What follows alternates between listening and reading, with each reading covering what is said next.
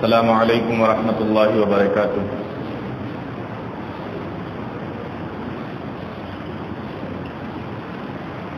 ان الحمد للہ نحمده ونستعینه ونستغفره ونعوذ باللہ من شرور انفسنا ومن سیئات اعمالنا من يهده الله فلا مضل له ومن يضلل فلا هادي له وأشهد أن لا إله إلا الله وحده لا شريك له وأشهد أن محمدا عبده ورسوله يا أيها الذين آمنوا اتقوا الله حق تقاته ولا تموتن إلا وأنتم مسلمون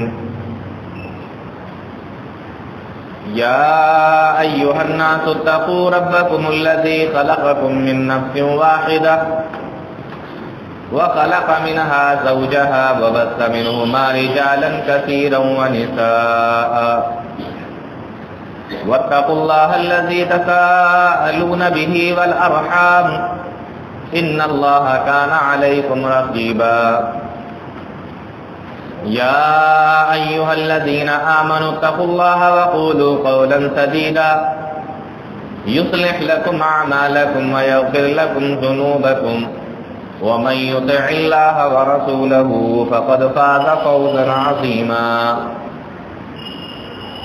أما بعد فإن خير الحديث كتاب الله وخير الهدي هدي محمد صلى الله عليه وسلم وشر الأمور محدثاتها وكل محدثة بدعة وكل بدعة ضلالة وكل ضلالة في النار أعوذ بالله السميع العليم من الشيطان الرجيم بسم الله الرحمن الرحيم ورفعنا لك ذكرك۔ معزز علماء کرام، محترم سامعین، نوجوان ساتھیوں، پیارے بچوں اور پردہ نشین خواتین،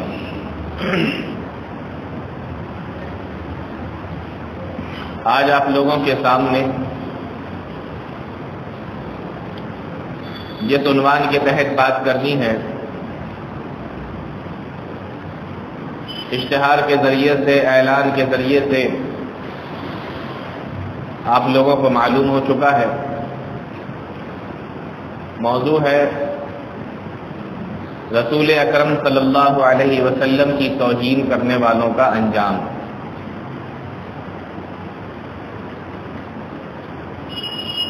اس موضوع پر روشنی ڈالنے سے پہلے آپ کی شان میں گستاخیاں کرنے والے، توہین کرنے والے، بے ادبیاں کرنے والوں کا کیا انجام ہوا اور ان کے بارے میں کیا کیا وعیدیں قرآن اور حدیث کے اندر آئی ہیں، اس بات کو بیان کرنے سے پہلے میں مناسب سمجھتا ہوں کہ کم سے کم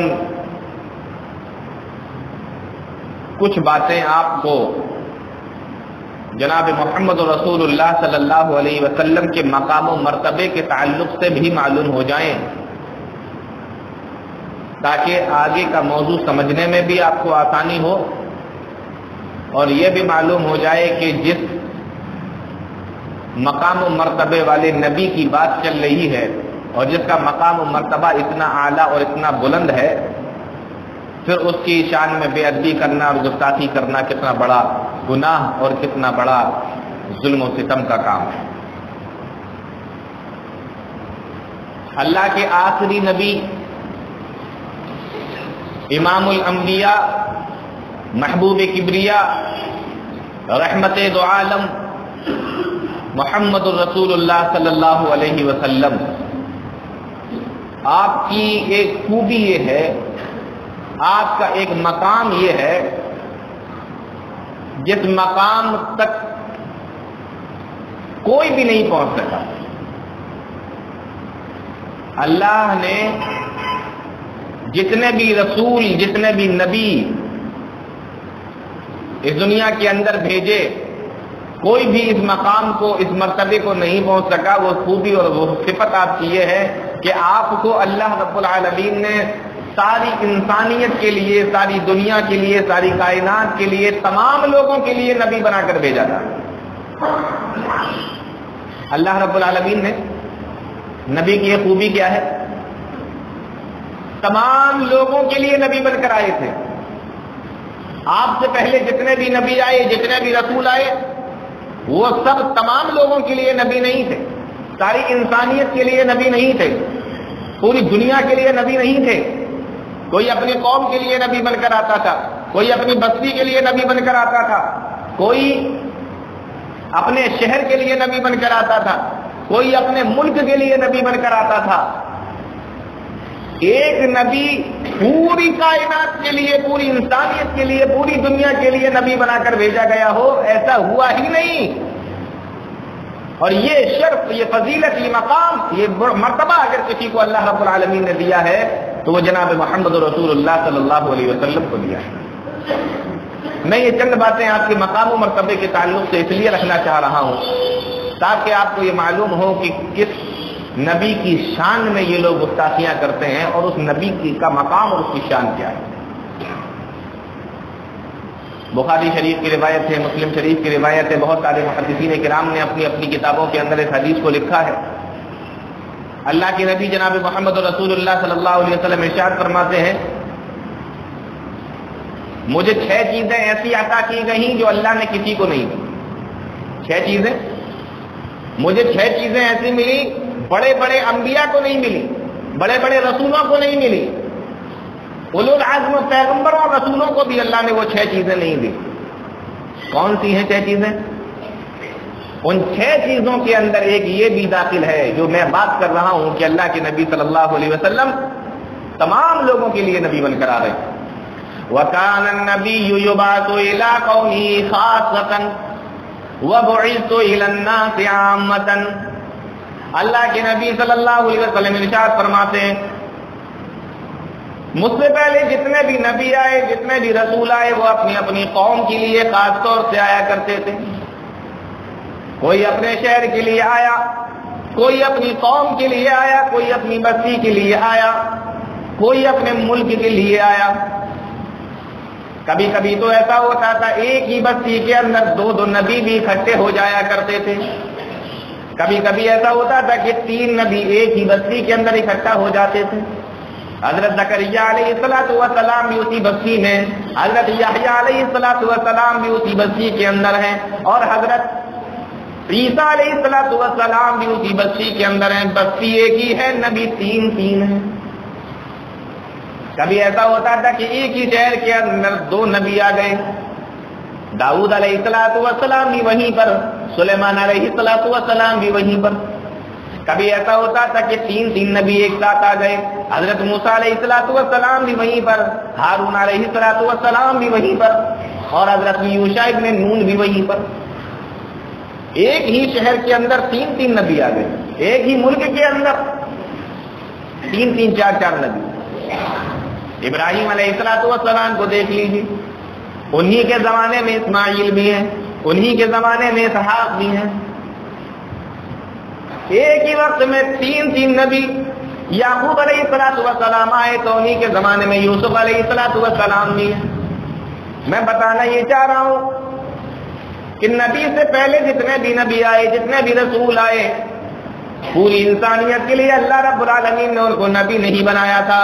کوئی اپنی قوم کے لیے نبی بن کر آیا تھا، کوئی اپنے ملک کے لیے نبی بن کر آیا تھا، کوئی اپنی بستی کے لیے نبی بن کر آیا تھا۔ لیکن جب ہمارے نبی، آخری نبی، امام الانبیاء، خاتم النبیین، جناب محمد رسول اللہ صلی اللہ علیہ وسلم اس دنیا کے اندر تشریف لائے، اللہ رب العالمین نے ارشاد فرما دیا، وَمَا أَرْسَلْنَاكَ إِلَّا كَافَّةً لِلنَّاسِ بَشِيرًا وَنَذِيرًا۔ اے میرے نبی، ہم نے آپ کو تمام انسانیت کے لیے نبی بنا کر بھیجا۔ تو ہمارے نبی کا ایک مقام یہ ہے کہ آپ پوری انسانیت کے لیے نبی بن کر آئے، تمام لوگوں کے لیے نبی بن کر آئے، آپ سے پہلے کوئی پوری انسانیت کے لیے، پوری دنیا کے لیے نبی بن کر نہیں آیا۔ آج جس نبی کے تعلق سے بات چلے گی انشاءاللہ، اور ان کی بے ادبی کرنے والے، توہین کرنے والوں کے تعلق سے جو بات چلے گی، تو میں یہ چاہتا ہوں کہ آپ کے ذہن میں نبی کریم صلی اللہ علیہ وسلم کا مقام و مرتبہ رہے۔ اللہ رب العالمین نے اپنے نبی کو ایک خوبی یہ بھی دی، قرآن کریم کے اندر اعلان کر دیا، وَمَا أَرْسَلْنَاكَ إِلَّا رَحْمَةً لِّلْعَالَمِينَ۔ دیکھیے پہلے کیا کہا تھا، وَمَا أَرْسَلْنَاكَ إِلَّا كَافَّةً لِّلنَّاسِ، ہم نے آپ کو تمام لوگوں کے لیے رسول بنا کر بھیجا۔ یہاں پہ کہا جا رہا ہے وَمَا أَرْسَلْنَاكَ إِلَّا رَحْمَةً لِّلْعَالَمِينَ، ہم نے آپ کو تمام جہان کے لیے رحمت بنا کر بھیجا۔ آپ اس دنیا کے اندر تشریف لائے، آپ اپنی قوم کے لیے بھی، اپنی بستی والوں کے لیے بھی رحمت، اپنی قوم والوں کے لیے بھی رحمت، اپنے ملک والوں کے لیے بھی رحمت، ملک سے باہر جو دوسرے ملک ہیں ان کے لیے بھی رحمت، آپ اپنوں کے لیے بھی رحمت، غیروں کے لیے بھی رحمت، مسلمانوں کے لیے بھی رحمت، غیر مسلموں کے لیے بھی رحمت، یہاں تک کہ آپ جانوروں کے لیے بھی رحمت، درندوں کے لیے بھی رحمت، پرندوں کے لیے بھی رحمت، آپ کو اللہ رب العالمین نے تمام لوگوں کے لیے رحمت بنا کر بھیجا۔ وَمَا أَرْسَلْنَاكَ إِلَّا رَحْمَةً لِّلْعَالَمِينَ، یہ بھی خوبی ہے ہمارے نبی جناب محمد رسول اللہ صلی اللہ علیہ وسلم۔ اور اللہ رب العالمین کو اپنے نبی سے اتنی محبت ہے، اتنا پیار ہے، قرآن کریم کے اندر اللہ رب العالمین نے ارشاد فرمایا اِنَّا أَعْطَيْنَاكَ الْكَوْثَرَ، بے شک اپنے آپ کو کوثر عطا فرمائی۔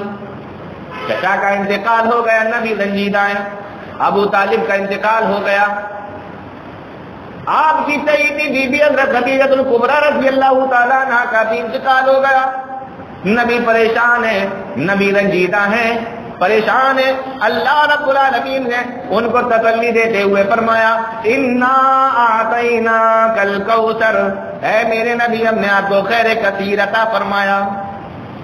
کوثر کا ترجمہ کچھ لوگوں نے خیر کثیر یعنی بہت بھلائیاں ہم نے آپ کو عطا فرمائی، اور کچھ لوگوں نے حوض کوثر ترجمہ کیا ہے، دونوں مراد لے سکتے ہیں، کوئی دقت نہیں۔ کوثر کیا چیز ہے جس کا ذکر اللہ رب العالمین اپنے نبی کو سے کر رہا ہے کہ ہم نے آپ کو کوثر دیا؟ کیا ہے یہ کوثر؟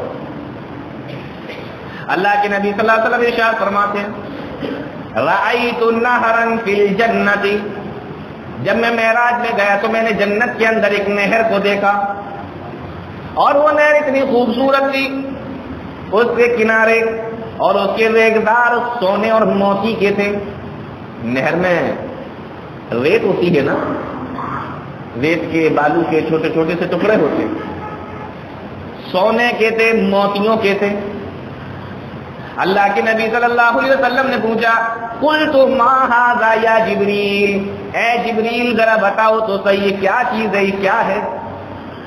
جبریل امین نے جواب دیا ھذا الکوثر الذی آتاکہ اللہ، ارے یہی تو وہ کوثر ہے جس کو اللہ رب العالمین نے آپ کو دیا ہے، یہی تو وہ کوثر ہے۔ انا اعطیناک الکوثر، بے شک اے نبی ہم نے آپ کو کوثر عطا فرمایا۔ اللہ رب العالمین نے حوض کوثر جناب محمد رسول اللہ صلی اللہ علیہ وسلم کو دیا۔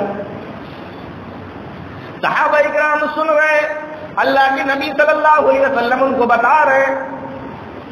صحابہ کہنے لگے اللہ کے نبی جس کا ذکر قرآن کے اندر آیا ہو اور جس کو آپ نے اپنی آنکھوں سے جنت کے اندر دیکھا ہو، ذرا مجھے اس کے بارے میں اور بتائیے۔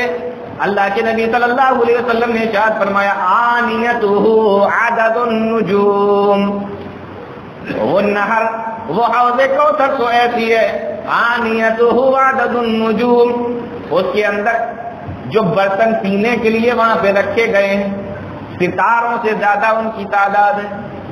ستاروں کی تعداد کوئی جانتا ہے؟ اربوں خربوں ستاروں کی تعداد۔ فرمایا ایسے ہی اس کے برتن کی تعداد ہے۔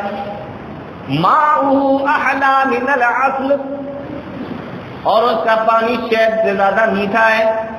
واشد بیاضا من اللبن، اور دودھ سے زیادہ اس کا پانی سفید ہے، واطیب من ریح المسک، اور مشک کی خوشبو سے زیادہ بہترین خوشبو اس کے پانی سے آتی ہے۔ اے اللہ کے نبی کون پیے گا؟ فرمایا من مر علیہ شربا، جو میرے حوض کے پاس سے گزرے گا وہ پانی کو پیے گا۔ ومن لم یظمأ ابدا ومن شرب لم یظمأ ابدا، اور جو اس کے پانی کو پی لے گا پھر اس کو جنت میں جانے تک پیاس نہیں لگے گی۔ 50,000 برس کے دن کے اندر ایک مرتبہ پانی پینے کے بعد اس کو پھر پیاس نہیں لگے گی۔ تو یہ کس کو دیا اللہ رب العالمین نے؟ اپنے نبی جناب محمد رسول اللہ صلی اللہ علیہ وسلم۔ تو نبی کا مقام ساری دنیا کے لیے نبی بن کر آئے، ساری انسانیت کے لیے نبی بن کر آئے،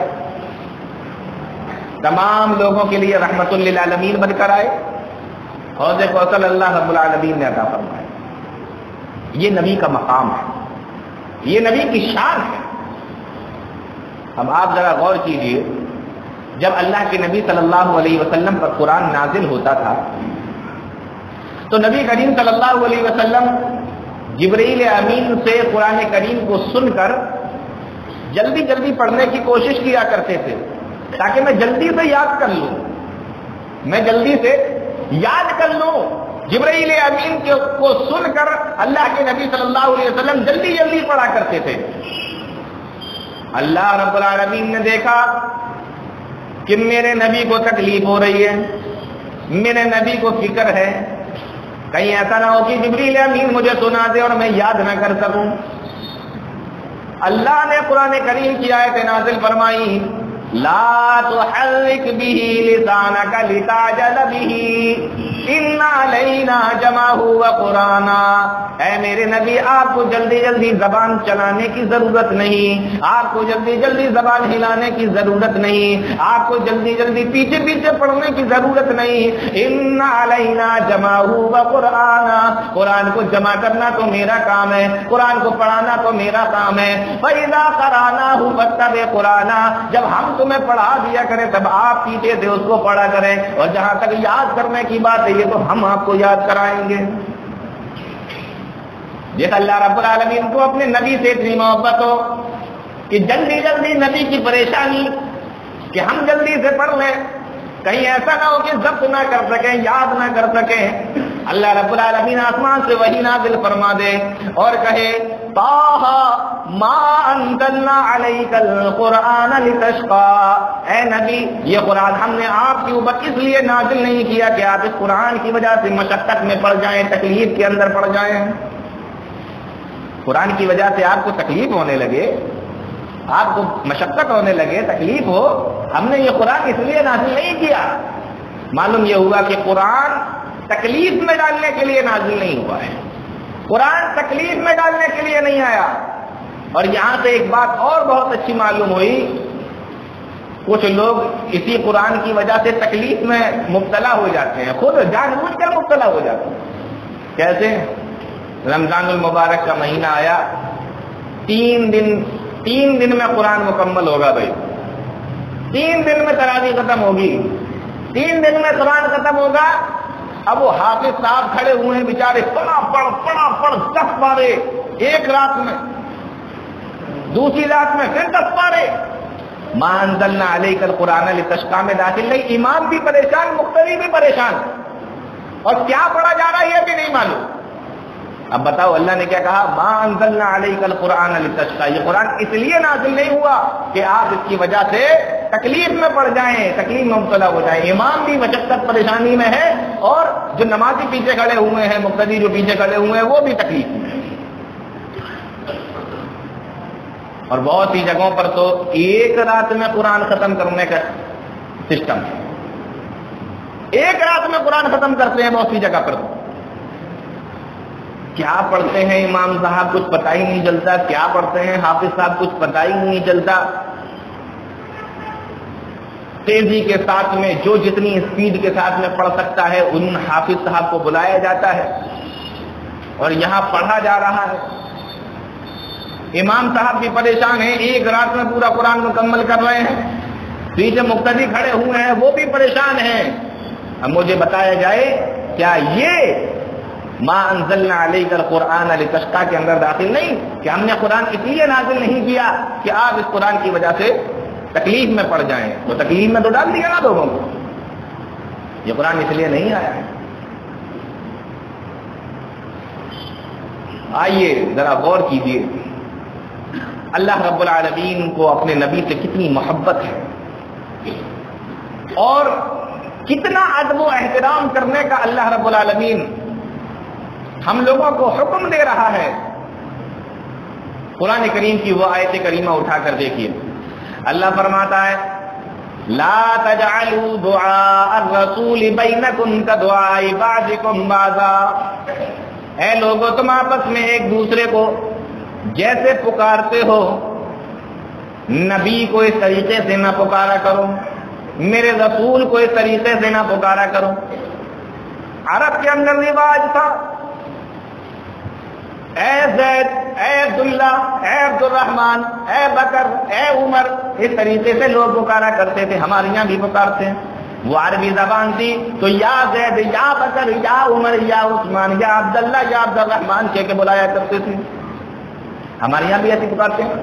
جب کسی کو بلانا ہوتا ہے اے فلاں صاحب یہاں آئیے، اے فلاں یہاں آئیے، نام لے کے بلاتے ہیں. عرب کے اندر بھی اسی طریقے سے بلایا کرتے تھے. اللہ رب العالمین نے حکم دیا سنو خبردار لا تجعلوا دعاء الرسول بینکم کدعاء بعضکم بعضا. جیسے تم آپس میں ایک دوسرے کو پکارتے ہو خبردار میرے نبی کو کبھی ایسے نہ پکارنا. یا محمد کہہ کے پکارنے کی تمہیں چھوٹ نہیں دی جا رہی ہے. جیسے تم آپس میں ایک دوسرے کا نام لے کے پکارتے ہو میرے نبی کو اس طریقے سے نہ پکارنا. لا تجعلوا دعاء الرسول بینکم کدعاء بعضکم بعضا.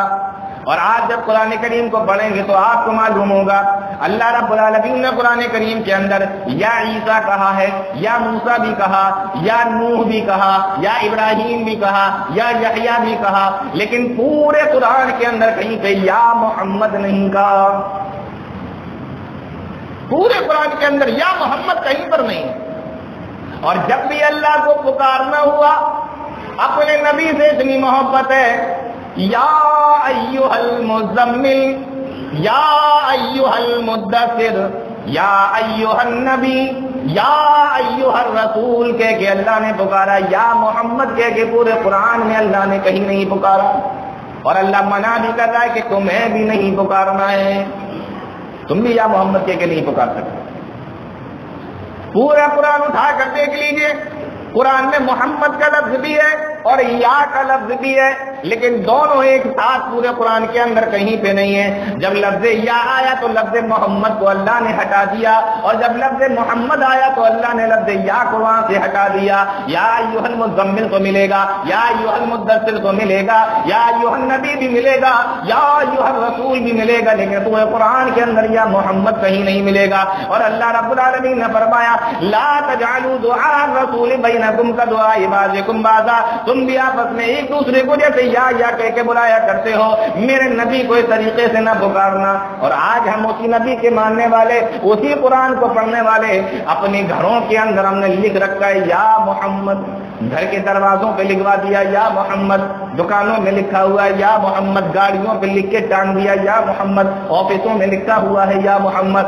جس کے لیے اللہ نے منع کیا تھا آج ہم اسی کو یا محمد کہہ کے اپنے گھروں میں، آفسوں میں، دکانوں میں، مکانوں میں، گاڑیوں میں ٹانگ لیا کرتے ہیں. بتائیے یہ عزت کر رہے ہیں ہم نبی کی؟ یہ ادب کر رہے ہیں ہم نبی کا؟ یہ احترام ہے نبی کا؟ نہیں. اللہ کو اپنے نبی سے اتنی محبت ہے کہ یا محمد کہہ کے پکارنے سے بھی اللہ رب العالمین نے منع کیا ہے، نہیں پکارنا. اچھا اے اللہ ہم یا محمد کہہ کے تو نہیں پکار سکتے، لیکن کیا نبی سے بات کر سکتے ہیں؟ نبی کے پاس میں اگر جائیں تو ان سے بات چیت کر سکتے ہیں کہ نہیں کر سکتے؟ اللہ فرماتا ہے کہ ہاں نبی کے پاس میں جا کے بات تو کر سکتے ہو، لیکن دھیان رکھنا، اس بات کا خیال رکھنا کہ جب نبی سے بات کرنے لگو تو نبی کی آواز سے تمہاری آواز اونچی نہیں ہونا چاہیے. یہ ہے مقام، یہ ہے ادب و احترام. یا ایھا الذین آمنوا لا ترفعوا اصواتکم فوق صوت النبی، اے ایمان والو تم اپنی آوازوں کو نبی کی آواز سے بلند نہ کرو۔ اگر نبی سے بات کرنے کی ضرورت پڑ جائے، نبی کے سامنے بیٹھے ہوئے ہو، نبی سے بات کر رہے ہو، نبی کی محفل میں بیٹھے ہو، نبی کی مجلس میں بیٹھے ہو، نبی سے بات کر رہے ہو، تو نبی کی آواز سے تمہاری آواز اونچی نہیں ہونا چاہیے۔ یہ بات کرنے کا طریقہ اللہ رب العالمین سکھا رہا ہے، یہ بات کرنے کا ادب اللہ رب العالمین ہمیں بتا رہا ہے۔ کس کے بارے میں؟ جناب محمد الرسول اللہ صلی اللہ علیہ وسلم کے بارے میں۔ آپ اندازہ کیجئے کہ کیا مقام ہے جناب محمد الرسول اللہ صلی اللہ علیہ وسلم۔ اگر آواز اونچی ہو گئی، اگر ہماری آواز نبی کے سامنے اونچی ہو گئی، کیا ہوگا؟ آگے آیت بتا رہی ہے ان تحبط اعمالکم، ہم تمہارے اعمال برباد کر دیں گے، تمہارے اعمال ضائع ہو جائیں گے۔ تم نے کتنی مرتبہ حج کیا ہمیں اس کی کوئی پرواہ نہیں، تم کتنے سال سے لگاتار تہجد کی نماز پڑھنے کے لیے آ رہے ہو ہمیں اس کی کوئی پرواہ نہیں۔ ان تحبط اعمالکم، ہم تمہارے اعمال کو برباد کر دیں گے اگر تم نے جناب محمد رسول اللہ صلی اللہ علیہ وسلم کے سامنے اونچی آواز میں بات کی، اعمال برباد ہو جائیں گے۔ ان تحبط اعمالکم۔ اب ایک سوال یہاں پر پیدا ہوتا ہے کہ نبی اس دنیا سے چلے گئے، نبی اس دنیا سے چلے گئے اور حکم یہ ہے کہ نبی کی آواز سے اپنی آواز کو بلند نہ کرو۔ اب جب نبی ہے ہی نہیں اس دنیا کے اندر، تو کیا ہم اپنی آواز کو نبی کی آواز سے بلند کر سکتے ہیں؟ تو جواب ملے گا جی نہیں۔ جب نبی کی بات آ جائے تو آپ کو اپنی بات بلند نہیں کرنا ہے، آواز بلند نہیں کرنا ہے، اپنی بات بلند نہیں کرنی۔ جب نبی تھے تو آواز بھی بلند نہیں، بات تو بلند ہو ہی نہیں سکتی۔ نبی سے آپ کی بات بلند ہو سکتی ہے؟ جی نہیں، آواز بھی آپ کو بلند نہیں کرنا ہے۔ لیکن جب نبی اس دنیا کے اندر نہیں ہے تو پھر نبی کی بات پہ آپ کی بات کو بلند نہیں کرنا ہے۔ اگر آپ نے نبی کی بات سے اپنی بات کو بلند کرنے کی کوشش کی، حکم وہی لگے گا ان تحبط اعمالکم، کہ تمہارے اعمال برباد ہو جائیں گے۔ کہتا ہے نا انسان، اپنی بات بڑی کرنے کی لوگ کوشش کرتے ہیں، دوسرے کی بات کو کم کرنے کی، چھوٹا کرنے کی کوشش کرتے ہیں۔ تو چونکہ نبی آج ہمارے درمیان موجود نہیں ہے، تشریف نہیں، نبی اس دنیا سے جا چکے ہیں، لیکن اب نبی کی بات سے اپنی بات کو ہمیں بلند نہیں کرنا ہے۔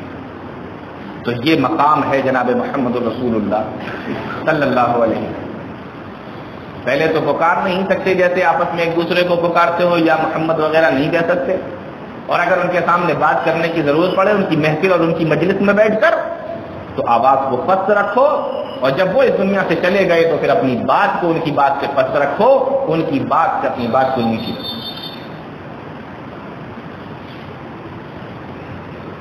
یہ اللہ رب العالمین نے قرآن کریم کے اندر ہمیں نبی کے آداب بتائے، نبی کا ادب بتایا، نبی کا مقام بتایا۔ اتنے بلند و بالا نبی، اتنی شان والے نبی، اب آپ اندازہ کر سکتے ہیں کہ ان کی گستاخی کو، ان کی بے ادبی کو اللہ رب العالمین کیسے برداشت کر سکتے ہیں؟ اور جنہوں نے ان کی شان میں گستاخیاں کی، توہین کی، سب و شتم کیا، برا بھلا کہا، گالیاں دیں، اللہ رب العالمین نے ان کا کیسا انجام کیا آپ اٹھا کر دیکھیے، تاریخیں بھری ہوئی۔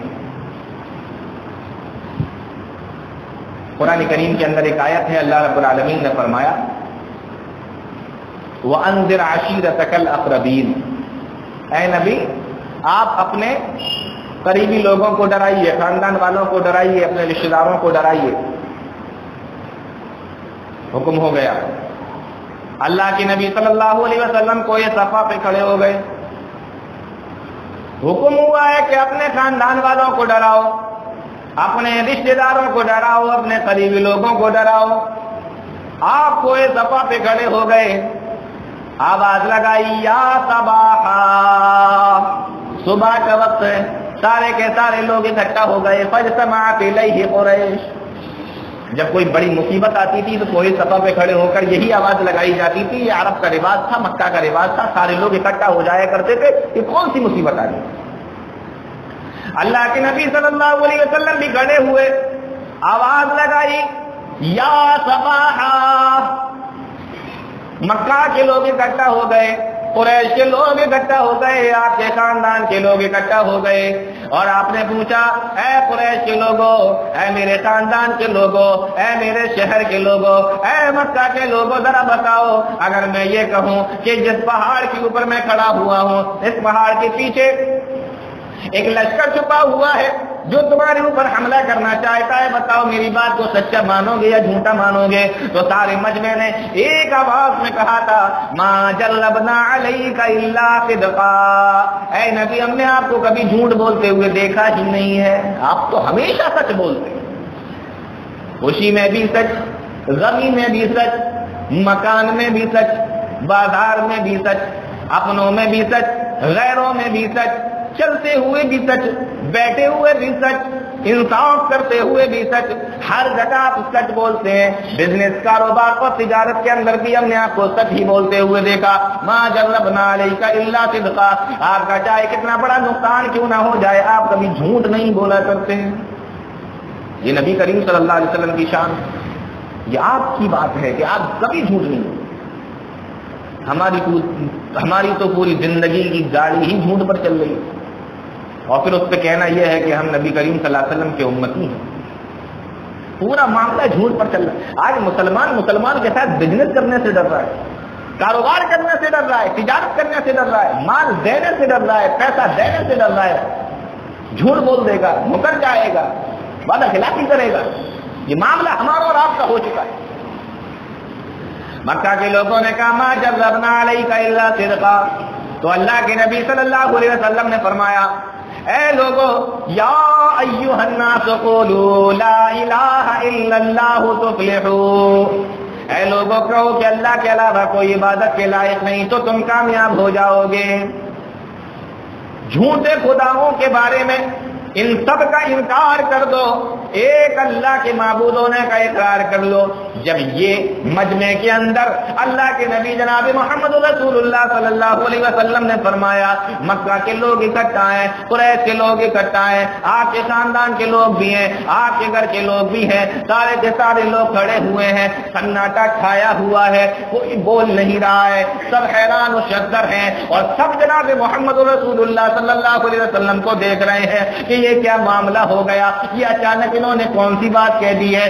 اللہ کے نبی صلی اللہ علیہ وسلم کی بات کو سننے کے بعد اس مجمع کے اندر سب سے پہلا اگر کوئی آدمی نکلتا ہے تو وہ کوئی اور نہیں جناب محمد رسول اللہ صلی اللہ علیہ وسلم کا سگا چچا جس کا نام ابو لہب تھا, وہ مجمع کے اندر کھڑا ہوتا ہے, اور مجمع کے اندر سے اللہ کے نبی صلی اللہ علیہ وسلم کو مخاطب کرتے ہوئے اپنے ہاتھوں کو یوں نچاتے ہوئے, اور بعض روایت کے اندر آیا کہ پتھر اٹھا کر بھی اس نے اللہ کے نبی صلی اللہ علیہ وسلم کی طرف پھینکا, اور اپنے ہاتھوں کو نچاتے ہوئے کہتا ہے تبا لک, اے محمد صلی اللہ علیہ وسلم تو برباد ہو جا, لہذا جمعتنا, کیا تو نے ہمیں اسی لیے یہاں پہ جمع کیا تھا. مجمع کے اندر سناٹا چھایا ہوا ہے, اور مخالفت میں سب سے پہلے اگر جناب محمد رسول اللہ صلی اللہ علیہ وسلم کے کوئی آیا تو نبی کا چچا ہی آیا. معلوم یہ ہوا کہ کوئی ضروری نہیں کہ آپ جب کوئی اچھا کام کرنے کے لیے کھڑے ہو, نیک کام کرنے کے لیے کھڑے ہوں, تو ضروری نہیں کہ کوئی دوسرا ہی آپ کی مخالفت کرے. ہو سکتا ہے کہ آپ کے گھر والے ہی آپ کی مخالفت میں کھڑے ہو جائیں. جی ہو سکتا ہے کہ خاندان والے ہی مخالفت میں کھڑے ہو جائیں, اپنے تمہاری مخالفت میں کھڑے ہو جائیں, لیکن گھبرانا نہیں چاہیے, بیٹھ نہیں جانا چاہیے. ابھی بیٹھے نہیں, گھبرائے نہیں کہ میرا چچا ہی کھڑا ہو گیا, لوگ کوئی تو نہیں بولا, تم چچا ہو کے بول دیے. چچا کھڑا ہوا سب سے پہلے. تو ہو سکتا ہے کہ کوئی اگر اچھے کام کے لیے کھڑا ہو, نیک کام کے لیے کھڑا ہو, دین کا کام کرنے کے لیے کھڑا ہو, اور اس کی مخالفت اس کے گھر کے لوگ کرنے لگے, اس میں دل چھوٹا نہیں کرنا چاہیے. نبی کریم جناب محمد رسول اللہ صلی اللہ علیہ وسلم کے ساتھ بھی یہی ہوا. کہا کہ اے محمد صلی اللہ علیہ وسلم ہلاک ہو جا, برباد ہو جا, کیا تو نے ہمیں اسی لیے یہاں پہ جمع کیا تھا؟ آپ خاموشی اس کی باتوں کو سن رہے ہیں, دھیرے دھیرے مجمع نے جانا شروع کیا اور سارے مکہ کے لوگ، قریش کے لوگ اپنے اپنے گھروں پہ چلے گئے۔ اللہ کے نبی صلی اللہ علیہ وسلم کوئی صفا سے اتر کے نیچے آئے، آپ بھی اپنے گھر میں چلے گئے۔ آپ نے تو اس بات کو برداشت کر لیا، لیکن ساتوں آسمان پر، عرش پر اللہ رب العالمین نے اس بات کو برداشت نہ کیا۔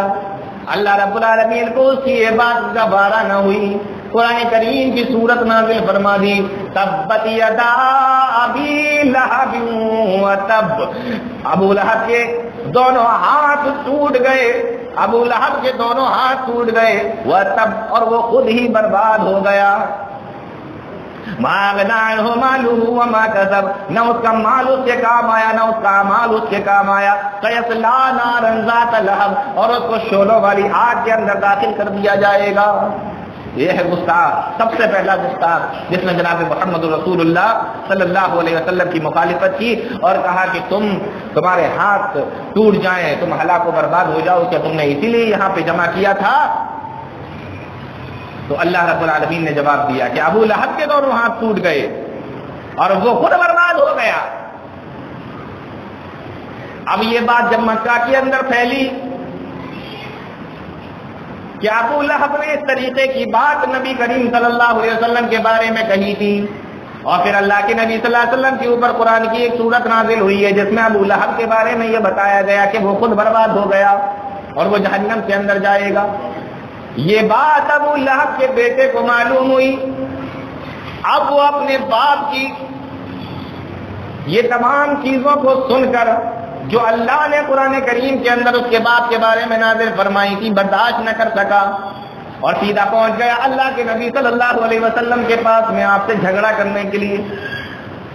آپ کے پاس میں پہنچا لڑنے کے لیے، آپ کے پاس میں پہنچا جھگڑا کرنے کے لیے، اور میرے نبی تو کسی سے جھگڑا کرتے نہیں تھے۔ یہ آیا اور آنے کے بعد اس نے خوب کھری کھوٹی میرے نبی کو سنائی، جو بھی گالی دے سکتا تھا وہ گالیاں دی، جو بھی برا کہہ سکتا تھا اس نے برا کہا، جو بھی سب و شتم کر سکتا تھا اس نے کیا۔ اور تاریخ میں تو یہاں تک لکھا ہوا ہے کہ اس بدبخت نے ہمارے نبی جناب محمد رسول اللہ صلی اللہ علیہ وسلم کے چہرے مبارک پر بھی تھوکنے کی کوشش کی، آپ کے چہرے مبارک کی طرف تھوکا بھی۔ وہ چہرہ جس کے بارے میں آتا ہے کہ اتنا حسین، اتنا جمیل اور اتنا خوبصورت تھا کہ جس کی خوبصورتی کو دیکھ کر چاند بھی شرما جائے، اتنا خوبصورت چہرہ میرے نبی جناب محمد رسول اللہ صلی اللہ علیہ وسلم کا۔ صحابہ کہا کرتے تھے کہ چاند کو بھی اگر خوبصورتی ملی ہے اس نے ملا ہے تو میرے نبی کے چہرے سے ملا ہے۔ اتنا خوبصورت چہرے پر اس بدبخت نے تھوکنے کی کوشش کی، لیکن میرے نبی نے اس کو بھی برداشت کر لیا۔ صرف ایک جملہ اللہ کے نبی صلی اللہ علیہ وسلم نے دہرایا، اللہم صلِّ علیک، اللہم صلِّ علیک کلبا من کلابک، اے اللہ اس کے اوپر کوئی جنگل میں سے جنگلی بھیڑیوں میں سے کوئی بھیڑیا، جنگلی کتوں میں سے کوئی کتا، اے اللہ اس کے اوپر تو مسلط فرما دے۔ نبی نے بدلا نہیں لیا، بس ہاتھ آسمان کی طرف اٹھائے اور یہ جملہ کہا، اللہم صلی علیک کلبا من کلابک، اللہ تیرے اوپر کوئی جنگلی کتا مسلط کر دے۔ عتبہ وہاں سے تو چلا گیا، اپنے باپ کے پاس میں آیا اور ابو لہب سے آ کر کہنے لگا، ابا جان ہم تو گئے تھے آپ کا بدلہ لینے کے لیے، ہم تو گئے تھے اس بات کا جواب دینے کے لیے جو نبی نے یہ کہا ہے کہ قرآن کے اندر نازل ہوا ہے تمہارے باپ کے بارے میں، لیکن جب ہم نے اس طریقے کی حرکت وہاں پر کی تو جناب محمد رسول اللہ صلی اللہ علیہ وسلم نے یہ الفاظ کہے، یہ بد دعا ہمیں دے دی ہے۔ ابو لہب نے جب یہ بات سنی تو کہا کہ بیٹا آج کے بعد تم مکہ سے باہر نہ جانا، آج کے بعد تمہیں مکہ سے باہر جانے کی ضرورت نہیں۔ اب وہ جان ہم تجارت کیسے کریں گے؟ کہا بیٹا میرے اور بھی بیٹے ہیں وہ تجارت کر لیں گے، ہم خود چلے جایا کریں گے، تمہیں مکہ سے باہر نکلنے کی اجازت نہیں۔ اور تاریخ بتاتی ہے کہ ابو لہب نے اپنے بیٹے کو کہیں جانے نہ دیا، ہمیشہ مکہ کے اندر رہا کرتا تھا اور ہمیشہ یہی اس کو کھٹکا لگا رہتا تھا، یہی ڈر لگا رہتا تھا کہ کہیں مکہ کے باہر چلا جائے اور نبی کریم صلی اللہ علیہ وسلم کی وہ بد دعا پوری ہو جائے، کہیں ایسا نہ ہو کہ کوئی بھیڑیا، کوئی شیر، کوئی جنگلی کتا اس کے اوپر مسلط ہو جائے اور اس کا کام تمام کر دے۔ کئی مہینے بیت گئے، اب ان کا کام ہی بزنس کرنا تھا، تجارت کرنا تھا۔ اب یہ گھر کے اندر رہتا تھا، تو محلے کے لوگ بھی اس کو چڑھاتے تھے، کیا تو عورتوں کی طرح اندر گھسا رہتا ہے، کیا تو باہر نہیں نکلتا ہے، چل ہمارے ساتھ میں، ارے تو جوان ہے، اڑیل ہے، ہمارے ساتھ میں جائے گا، ہم بھی پھر تیرا ساتھ دیں گے۔ بڑی باتیں بنائی۔ بالآخر یہ سارے لوگ ابو لہب کے پاس میں آئے اور ابو لہب سے آ کر کہا کہ آپ اپنے بیٹے کو بھیجتے کیوں نہیں؟ کہا کہ مجھے ڈر لگتا ہے کہ محمد رسول اللہ کی بد دعا کام نہ کر جائے۔ کہا کہ اگر ایسا معاملہ ہوا تو ہم لوگ کس دیر کام آئیں گے؟ ہم پوری اس کی حفاظت کی ذمہ داری لیتے ہیں، ہم پوری ذمہ داری لیتے ہیں اس کی حفاظت کی، ہمارے ساتھ میں آپ بھیجیے۔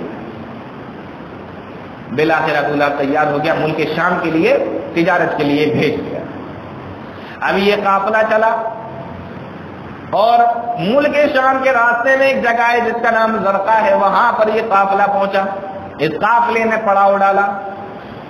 اب اس کی حفاظت کے لیے پہلے ان لوگوں نے اپنا سامان رکھا، سامان کا جب اونچا سا ڈھیر ہو گیا، اس ڈھیر کے اوپر پھر اس کو لٹایا، اس کا بستر لگایا، اس کو لٹایا، اور اس سامان کی چاروں طرف مکہ کے وہ لوگ جو قافلے میں شامل تھے، ان سارے لوگوں نے اس سامان کے چاروں طرف پڑاؤ ڈالا، اب سب وہیں پر لیٹ گئے، وہیں پر سو گئے۔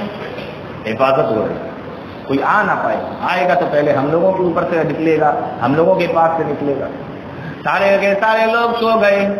اللہ رب العالمین نے اس نبی کے گستاخ کے لیے جس نے نبی کے چہرے پر تھوکنے کی کوشش کی تھی، اللہ رب العالمین نے جنگل سے ایک بھیڑیے کو بھیج دیا، اور بعض روایتوں میں آتا ہے کہ ایک شیر کو بھیج دیا۔ وہ بھیڑیا یا وہ شیر ان سارے لوگوں کو پار کرتا ہوا اس سامان کے اوپر چڑھ کر گیا، اور وہاں پر جہاں پہ ابو لہب کا بیٹا عتبہ لیٹا ہوا تھا، اس کی گردن کو جا کے اس نے پکڑ لیا، اور جب تک اس کی گردن کو نہیں چھوڑا، جب تک کہ ابو لہب کے اس بیٹے عتبہ کی جان نہیں نکل گئی، تڑپ تڑپ کر وہیں پر وہ مر گیا۔ اب اللہ کی قدرت دیکھو، شیر کا کام ہے شکار کرنے کے بعد کھانا، لیکن حکم اس کو یہ ملا تھا کہ تجھے تیرے مارنا ہے، کھانا نہیں ہے۔ مار کر وہاں سے چلا گیا، لوگوں کو پتا بھی نہ چلا کہ جناب محمد رسول اللہ صلی اللہ علیہ وسلم کی بددعا کام کر گئی، اور اللہ رب العالمین نے اپنے نبی کے اس گستاخ کو کس طریقے سے جنگل کے شیر کے ذریعے سے مروا دیا۔ بیٹا ختم ہو گیا ابو لہب، جس نے نبی کے چہرے پر۔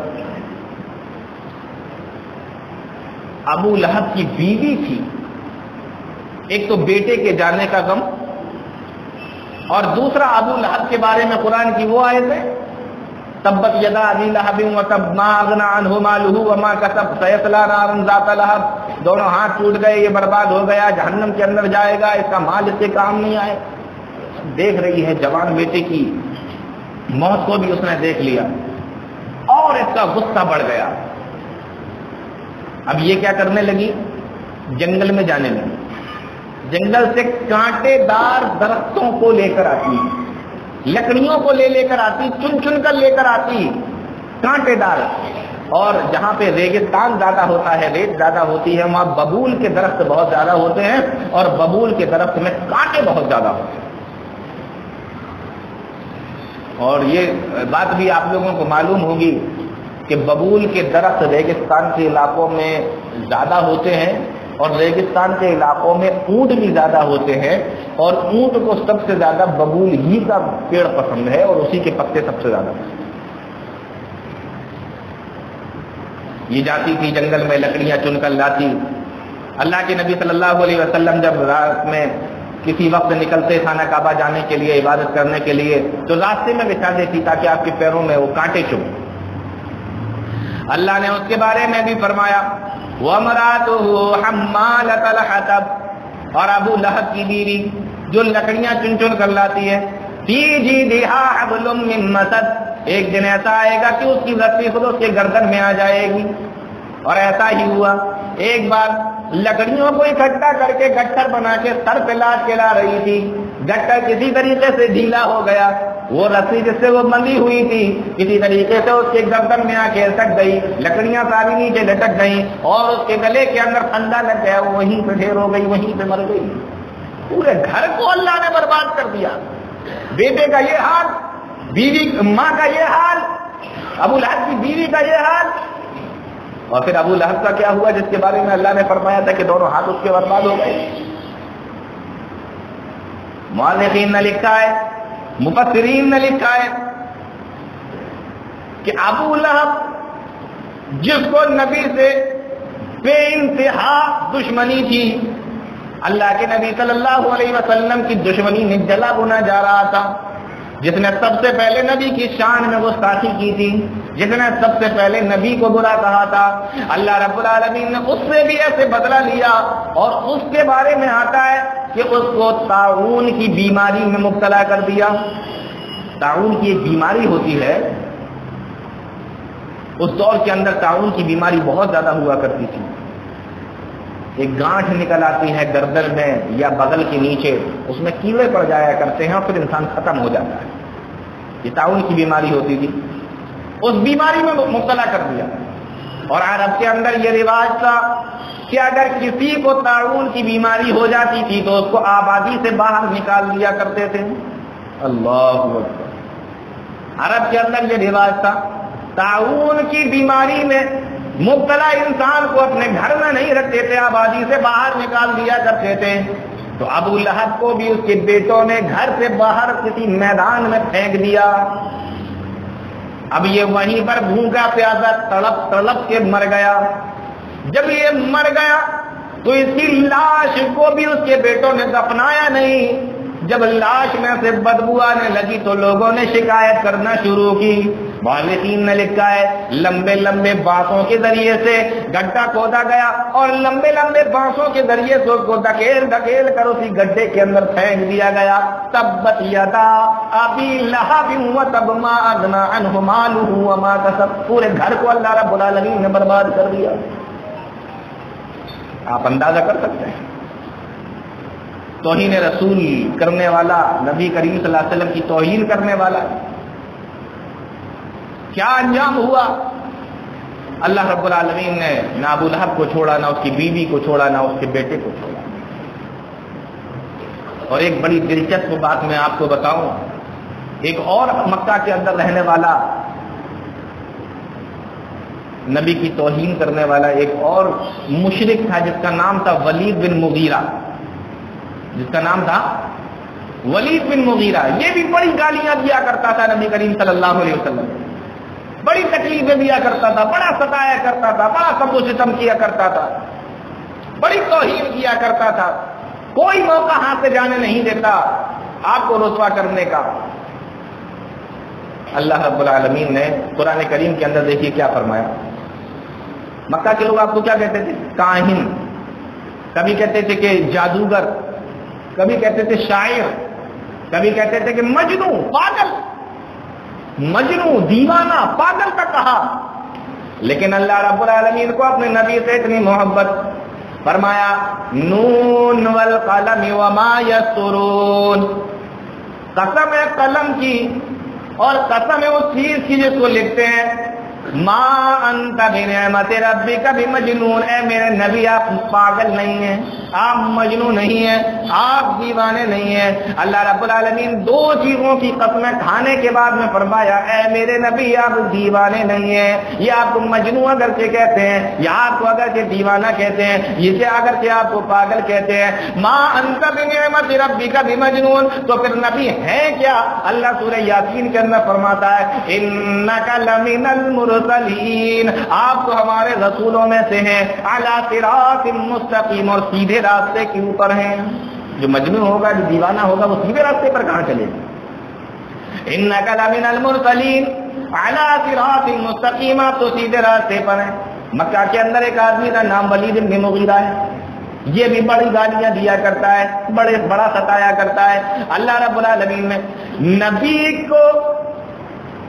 نبی کی توہین کرنے والے اس آدمی کے بارے میں اللہ رب العالمین نے 10 الفاظ کہے ہیں، 10 الفاظ، وَلَا تُطِعْ كُلَّ حَلَّافٍ مَّهِينٍ، اے میرے نبی زیادہ قسم کھانے والے کی، یہ قسمیں بڑی کھایا کرتا تھا، فرمایا لا تُطِعْ كُلَّ حَلَّافٍ مَّهِينٍ، آپ اس کی اتباع نہ کیجیے، اس کی بات پر دھیان نہ دیجیے، حمازن، یہ زیادہ قسمیں کھانے والا ہے، معلوم یہ ہوا کہ زیادہ قسمیں کھانے والا جھوٹا آدمی ہوتا ہے، زیادہ قسمیں نہیں کھانا چاہیے، موقع ہو قسم کھانے کا تو آپ قسم کھائیے، ضرورت ہو قسم کھانے کی تو آپ قسم کھائیے، زیادہ قسمیں کھانا جھوٹے انسانوں کی علامت ہے، سچا انسان بار بار قسمیں نہیں کھاتا ہے، یہ اس کی صفت بتائی جا رہی ہے، ولید ابن مغیرہ، لا تطع کل حلاف مہین، اے نبی یہ زیادہ قسمیں کھانے والا ہے، ولید بن مغیرہ، حماد کمینہ بھی ہے، مشائن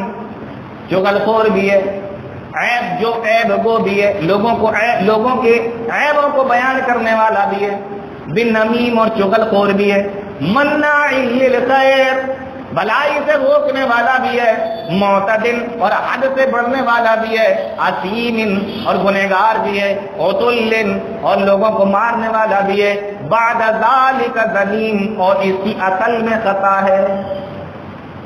10 الفاظ اللہ رب العالمین نے استعمال کیے، کس کے بارے میں؟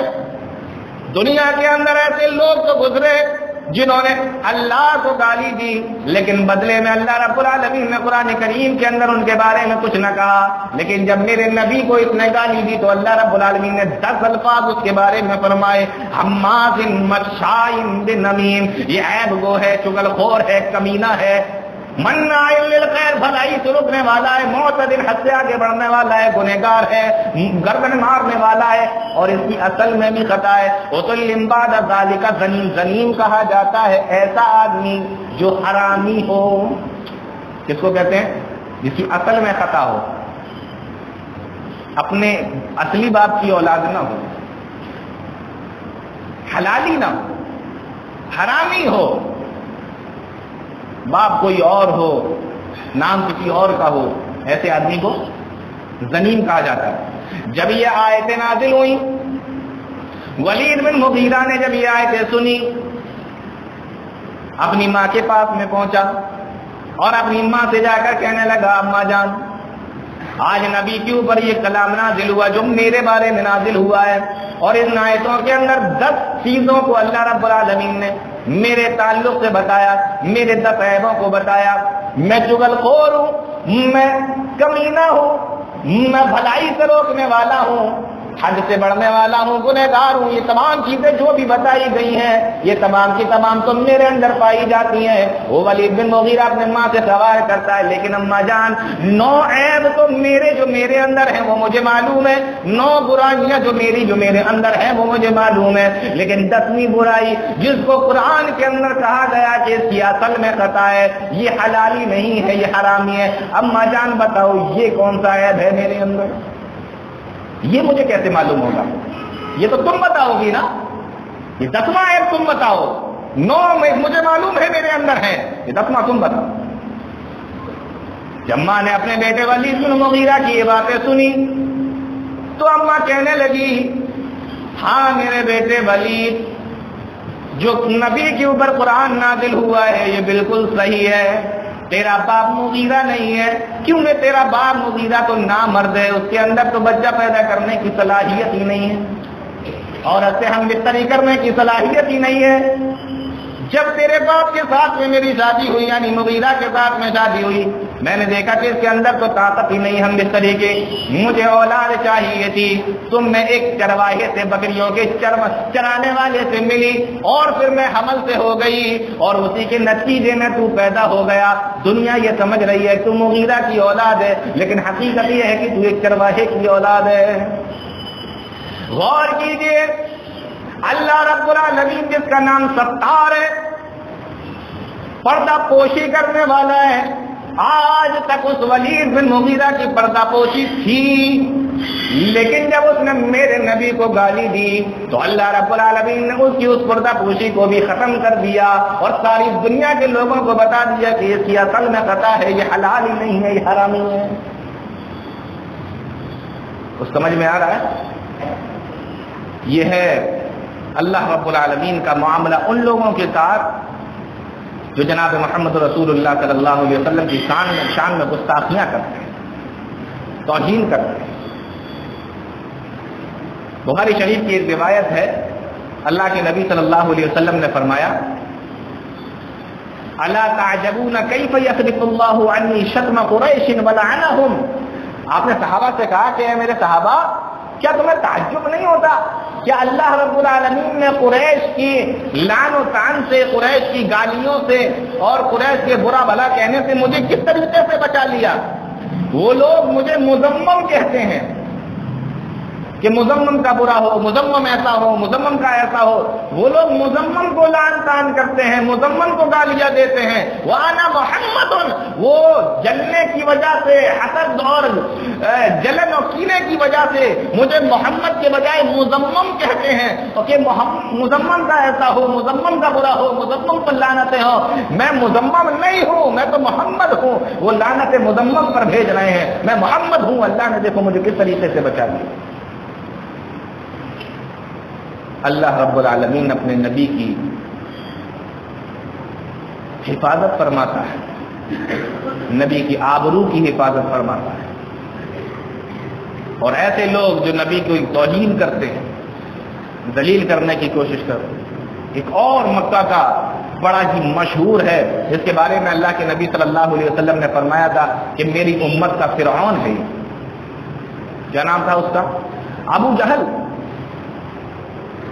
حدیث کے اندر آیا، بخاری شریف کی روایت ہے، حضرت عبد الرحمن ابن عوف بیان کرتے ہیں، اللہ کے نبی جناب محمد رسول اللہ صلی اللہ علیہ وسلم کے یہ صحابی عبد الرحمن بن عوف کہتے ہیں، جنگ بدر کا موقع تھا، بین انا واقف فی الصف یوم بدر۔ حضرت عبد الرحمن بن عوف کہتے ہیں جنگ بدر کا موقع تھا، میں صف کے درمیان میں کھڑا ہوا تھا، میں گھوڑے پہ سوار تھا، اتنے میں میرے پر نظر تو آئی یمینی و شمالی، میں نے اپنے دائیں طرف بھی دیکھا اور اپنی بائیں طرف دیکھا، فَإِذَا أَنَا بِغُلَامَيْنِ مِنَ الْأَنصَارِ، تو میرے دائیں طرف بھی اور میرے بائیں طرف بھی انصار کے دو چھوٹے چھوٹے بچے تھے، دائیں طرف بھی چھوٹا سا بچہ، بائیں طرف بھی چھوٹا سا بچہ۔ حدیث کے اندر آیا کہ ابھی بلوغت کو بھی نہیں پہنچے، چھوٹے چھوٹے بچے۔ یہ دونوں بچے میرے، ایک دائیں طرف ہے ایک بائیں طرف ہے، دونوں مدینہ کے رہنے والے ہیں، جنگ بدر میں چھپتے چھپاتے کسی طریقے سے پہنچ گئے، اور عبد الرحمن بن عوف صاحب رسول کے پاس میں پہنچے۔ عبد الرحمن بن عوف مکہ کے رہنے والے تھے، یہ دونوں مدینہ کے رہنے والے تھے، جنگ بدر کا موقع ہے۔ اب عبد الرحمن بن عوف کہتے ہیں کہ ایک بچے نے میرے پیر کو پکڑا اور ہلایا اور مجھ سے کہا، اے چچا یا عمی، اے میرے چچا، حل تعرف ابا جہل، کیا آپ ابو جہل کو جانتے ہیں، ابو جہل کو پہچانتے ہیں؟ یہ دونوں تو جانتے نہیں، یہ تو مدینہ کے رہنے والے تھے، انہوں کیا معلوم کہ کون ابو جہل ہے؟ مکہ کے عبد الرحمن بن عوف تھے، ان سے پوچھ رہے کہ آپ جانتے ہیں؟ حل تعرف ابا جہل، اے چچا کیا آپ ابو جہل کو جانتے ہیں، پہچانتے ہیں؟ حضرت عبد الرحمن بن عوف کہتے ہیں کہ ابھی میں سوچ ہی رہا تھا کہ میں ابھی کیا جواب دوں اس کو، میں کیا بتاؤں اس کو، اتنے میں دوسری طرف سے ایک نے میرا پیر پکڑا اور کہا، حل تعرف ابا جہل یا امی، حل تعرف ابا جہل، اے چچا ذرا بتائیے تو صحیح، کیا آپ ابو جہل کو جانتے ہیں، ابو جہل کو پہچانتے ہیں؟ جب میں نے دونوں طرف دیکھا مجھے بڑا تعجب ہوا کہ یہ ذرا ذرا سے بچے میدان جنگ کے اندر ابو جہل کو کیوں پوچھ رہے ہیں، اس کا پتہ کیوں معلوم کر رہے ہیں؟ مجھے بڑا تعجب ہوا، تو میں نے پوچھا، ما حاجتک، اے چھوٹے چھوٹے سے بچوں، اے میرے بھتیجو، ذرا بتاؤ تو صحیح ہے کہ تمہیں معاملہ کیا ہے، تمہیں ضرورت کیا ہے، تم ابو جہل کا پتہ کیوں پوچھ رہے ہو؟ اب انہوں نے جو جواب دیا وہ سونے کے پانی سے لکھنے کے لائق ہے۔ انہوں نے جواب دیا، اخبرت انہ یسب رسول اللہ صلی اللہ علیہ وسلم، مجھے یہ معلوم ہوا ہے کہ ابو جہل ہی وہ بدبخت ہے جو میرے نبی کو گالیاں دیا کرتا ہے، مجھے معلوم ہوا ہے یہ ابو جہل ہی میرے نبی کو برا بھلا کہتا ہے، ابو جہل میرے نبی کو گالیاں دیا کرتا ہے، مجھے یہ معلوم ہوا۔ تو عبد الرحمن بن عوف کہتے ہیں میں نے ان لوگوں سے پوچھا تو تم کیا کرو گے؟ جواب دیا، کہنے لگے والذی نفسی بیدہ، قسم ہے اس ذات کی جس کے قبضے میں میری جان ہے۔ وہ دونوں چھوٹے چھوٹے سے بچے کہنے لگے میں اللہ کی قسم کھا کر کہتا ہوں ہم دونوں لوگ گھر سے یہ مشورہ کر کے آئے ہیں کہ ہم دونوں لوگ ابو جہل سے جا کے لڑیں گے اور اس کو جا کے مار دیں گے، یا تو وہ ہمیں مار دے گا یا ہم اس کو مار دیں گے، آج اس کو مارے بغیر چھوڑ کر یہاں سے جانے والے نہیں ہیں۔ کیوں؟ اس لیے کہ وہ جناب محمد رسول اللہ صلی اللہ علیہ وسلم کو گالیاں دیتا ہے۔ جذبہ دیکھیے، چھوٹے چھوٹے سے بچوں کا جذبہ۔ عبد الرحمن ابن عوف کہتے ہیں میں نے ایسے سر اٹھایا اور ایسے کر کے دیکھا کہ ابو جہل کدھر ہے۔ میں نے دیکھا ابو جہل کو، پھر میں نے ان بچوں سے کہا اے میرے بھتیجوں، اے بچوں، وہ جو دیکھو سامنے تمہیں نظر آ رہا ہے گھوڑے پہ سوار ہے، پورے لوہے سے سجا ہوا ہے، ہاتھ میں جس کے تلوار ہے اور لوگوں نے بھی اس کو گھیر رکھا ہے، وہ جو لمبا تڑنگا ہے سینہ اکڑ کر کھڑا ہوا ہے وہی ابو جہل ہے۔ حضرت عبد الرحمن ابن عوف بیان کرتے ہیں جب میں نے ان دونوں بچوں سے یہ کہا وہ دونوں بچے شیر کی طرح لپکتے ہوئے گئے اور ابھی تھوڑی دیر گزری تھی کہ دونوں بچوں نے ابو جہل کا کام تمام کر دیا اور دونوں نے مارا۔ فضرباه حتى قتلاه، حدیث کے اندر آیا اللہ کے نبی صلی اللہ علیہ وسلم کو خبر دی گئی، دونوں بچے دوڑے دوڑے نبی کریم صلی اللہ علیہ وسلم کے پاس میں آئے اور آ کر بتایا اللہ کے نبی میں نے مارا ہے، اللہ کے نبی میں نے مارا ہے۔ آپ نے پوچھا تم دونوں میں سے کس نے مارا؟ تو دونوں کہہ رہے ہیں اللہ کے نبی میں نے مارا ہے۔ کل واحد منہما، ہر ایک یہی کہتا ہے کہ میں نے اس کو ختم کیا ہے، میں نے اس کو ختم کیا ہے۔ جب پیارے نبی نے دونوں کو دیکھا اللہ کے نبی صلی اللہ علیہ وسلم نے فرمایا کہ لا کما قتلہ، جاؤ تم دونوں نے ہی ابو جہل کو مارا ہے۔ چھوٹے چھوٹے بچوں کے ہاتھ سے اللہ رب العالمین نے اس کا کام تمام کروا دیا جس کو سب سے زیادہ اکڑ تھی، جو سب سے زیادہ ستایا کرتا تھا، جو سب سے زیادہ توہین کیا کرتا تھا ہمارے نبی جناب محمد رسول اللہ صلی اللہ علیہ وسلم۔ اور اس بات کا افسوس ابو جہل کو بھی تھا۔ مورخین نے لکھا ہے کہ ابو جہل جب مرنے لگا تو اس نے کہا ہائے افسوس، مجھے کسی بہادر نے ختم نہ کیا، میں کسی جنگجو کے ہاتھوں نہیں مارا جا رہا ہوں، میں کسی لڑاکے کے ہاتھوں نہیں مارا جا رہا ہوں۔ ہائے افسوس، آج اگر مجھے مارا بھی ہے تو دو چھوٹے چھوٹے بچوں نے مارا ہے جن کو لڑنا بھی نہیں آتا، جن کو لڑنے کا طریقہ بھی نہیں معلوم، جن کو تلوار چلانا بھی نہیں آتا، جن کو تلوار چلانے کا طریقہ بھی نہیں پتا، تلوار پکڑنے کا بھی طریقہ نہیں پتا، جو ان دو بچوں کے ہاتھوں سے میں مارا جا رہا ہوں۔ یہ ہے انجام ان لوگوں کا جو جناب محمد رسول اللہ صلی اللہ علیہ وسلم کی توہین کرنے والے ہیں۔ آپ واقعات اگر دیکھیں گے تو آپ کو تاریخوں کے اندر بے شمار واقعات مل جائیں گے۔ میں چاہتا ہوں کہ چند باتوں کے اوپر اور غور کر لیا جائے، چند باتوں کے تعلق سے اور بات کر لی جائے تاکہ آپ کو یہ معلوم ہو جائے کہ توہین کرنے والوں کا انجام کیا ہو۔ بخاری شریف میں ایک بڑی پیاری روایت ہے، اس پر بات کریں گے تو آپ دیکھیں گے کہ کتنا مزیدار یہ واقعہ ہے اور کیا انجام ہوا تھا نبی کریم صلی اللہ علیہ وسلم کی اس توہین کرنے والے شخص کا۔ ایک یہودی تھا جس کا نام تھا کعب بن اشرف۔ کعب بن اشرف نام تھا، ایک یہودی تھا، لمبا چوڑا خوبصورت مالدار پڑھا لکھا شاعر، لگ بھگ ساری خوبیاں اس کے اندر تھیں۔ یہودی تو ویسے ہی مسلمانوں سے جلا کرتے تھے جب مسلمان مدینہ کے اندر آئے، لیکن جب جنگ بدر میں اللہ رب العالمین نے فتح نصیب فرمائی مسلمانوں کو تو ان کا بغض اور ان کی عداوت اور ان کی جلن اور زیادہ بڑھ گئی۔ یہ جو شخص تھا کعب بن اشرف، اس نے کیا کیا کہ یہ مسلمانوں کے خلاف شاعری کیا کرتا تھا۔ کبھی نبی کی توہین کر رہا ہے اپنی شاعری میں، کبھی مسلمانوں کی توہین کر رہا ہے اپنی شاعری میں، کبھی صحابہ کی، یہاں تک کہ صحابیات کی بھی، جو عورتیں اللہ کے نبی صلی اللہ علیہ وسلم کے اوپر ایمان لائی تھی ان کی بھی یہ توہین کرنے لگا اور عجیب عجیب باتیں ان کے بارے میں شاعری کے اندر پھیلانے لگا۔ اور اسی پہ دل نہیں بھرا اس کا، پھر اس نے کیا کیا، یہ مکہ گیا اور مکہ جانے کے بعد لوگوں سے کہا کہ ارے تم گھبرانا نہیں، ہم تمہارے ساتھ ہیں، تم ڈرنا نہیں، ہم تمہارے ساتھ ہیں، تم پھر سے اکٹھا ہو، تم سارے لوگ مل کر آؤ، اس بار ہم بھی تمہارا ساتھ دیں گے، آؤ تم سب مسلمانوں کے اوپر حملہ کرو۔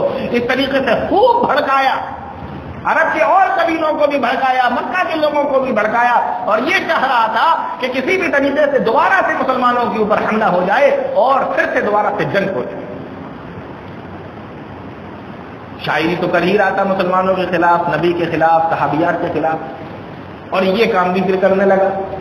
اب اللہ کے نبی صلی اللہ علیہ وسلم کو فکر لاحق ہوئی کہ اگر یہ اسی طریقے سے کرتا رہا تو پھر سے جنگ بھڑک اٹھے گی، تو جنگ بھڑکے اور بہت سے لوگوں کا قتل ہو، بہت سے لوگ مارے جائیں، اس سے بہتر یہ ہے کہ اس آدمی کو مار دیا جائے جو جنگ بھڑکانا چاہتا ہے، اس آدمی کو ختم کر دیا جائے۔ آپ نے صحابہ کرام کے درمیان میں فرمایا، اے لوگوں، کون ہے جو کعب بن اشرف سے مجھے نجات دلائے؟ قد آذ اللہ و رسولہ، اس نے مجھے تکلیف پہنچائی ہے، کون مجھے نجات دلائے گا کعب بن اشرف سے، اس کے شرارتوں سے؟ کون مجھے؟ تو محمد بن مسلمہ نام کے ایک صحابی تھے، وہ اٹھ کر کھڑے ہو گئے، کہنے لگے اللہ کے نبی، میں اس کام کے لیے تیار ہوں، میں اس کا کام نپٹا دیتا ہوں، میں تیار ہوں، لیکن مجھے ایک ٹیم کی ضرورت ہے، مجھے ایک ٹیم کی ضرورت ہے۔ آپ نے فرمایا تم جن کو چاہو اپنی ٹیم میں کرو۔ تو عباد ابن بشر اور حارث اور ابو نائلہ اور اس طریقے سے انہوں نے 6 صحابہ کرام کو چن لیا، 6 صحابہ کی ایک ٹیم بن گئی کہ اس کا کام تمام کر دیا جائے۔ لیکن سوال یہ ہے کہ وہ قلعے کے اندر رہا کرتا ہے، اب اگر یہ 6 لوگ یا 5 لوگ قلعے کے اندر جاتے اور ہتھیار لے کر جاتے تو پکڑ لیے جاتے، اور وہ قلعے سے باہر اگر آتا تو کیسے آتا اور کیسے اس کو بلایا جاتا، اور آتا بھی تھا تو اپنے ساتھیوں کے ساتھ میں آتا تھا، معاملہ بڑا پیچیدہ تھا۔ تو صحابہ اکرام نے کیا کیا؟ سب سے پہلے محمد بن مسلمہ جو صحابی رسول تھے، وہ کعب بن اشرف کے پاس میں گئے اور جا کر کہا کعب بن اشرف سے کہ دیکھو، تم تو جانتے ہو کہ میں مسلمان ہو گیا ہوں، اور ہمارے نبی ہم سے صدقہ و خیرات کے بارے میں بھی کہتے رہتے ہیں، تو ہم نے خوب صدقہ و خیرات بھی کیا۔ اس وقت میرے پاس میں مال و دولت نہیں ہے، میرے پاس میں غلہ بھی نہیں ہے، تو میں یہ چاہتا ہوں کہ تم مجھے کچھ غلہ ادھار دے، تم مجھے کچھ غلہ ادھار دے دو۔ تو کعب بن اشرف کہنے لگا غلہ تو میں ادھار تمہیں دے دوں گا، لیکن یہ بتاؤ کہ بدلے میں تم مجھے کیا دو گی، گروی کیا رکھو گی، کون سی چیز گروی رکھو گے؟ تو محمد بن مسلمہ نے کہا کہ میرے پاس تو گروی رکھنے کے لیے کچھ نہیں ہے۔ تو کعب بن اشرف کہنے لگا ایک کام کرو، تم اپنی عورتوں کو گروی رکھ دو، اپنی بیوی کو میرے پاس میں گروی رکھ دو۔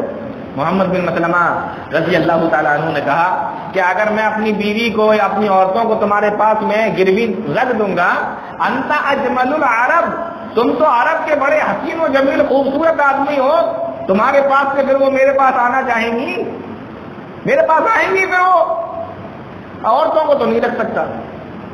تو کہنے لگا کہ ٹھیک ہے، تم اپنے بچوں کو میرے پاس گروی رکھ دو۔ تو صحابی رسول نے جواب دیا کہ میں اگر اپنے بچوں کو گروی رکھ دوں اور اس کے بدلے میں تم مجھے ایک وسق جو ہے گیہوں یا غلہ دو گے، یہ بچے جب کل بڑے ہو جائیں گے لوگ ان کو چڑھایا کریں گے کہ ارے تم وہی ہو نا، تمہارے باپ نے ایک وسق غلے کے لیے تمہیں گروی رکھ دیا تھا، تم وہی ہو نا، تو ہمارے بچوں کو تو زندگی بھر لوگ چڑھایا کریں گے، ھذا عار علینا، یہ تو میرے لیے بہت بڑی آر کی بات ہے، ہمارے بچوں کے لیے آر کی بات ہے۔ تو کہا بھائی جب تم مجھ سے غلہ لینے آئے ہو تو کچھ تو میرے پاس میں رکھو گے گروی۔ تو کہا دیکھیے میرے پاس میں کچھ اور نہیں ہے، میرے پاس میں ہتھیار، میرے پاس ہتھیار ہیں، تم کہو تو میں گھر سے لے آؤں ہتھیار تمہارے پاس میں رکھ دوں گا اور تم بدلے میں مجھے غلہ دے دینا۔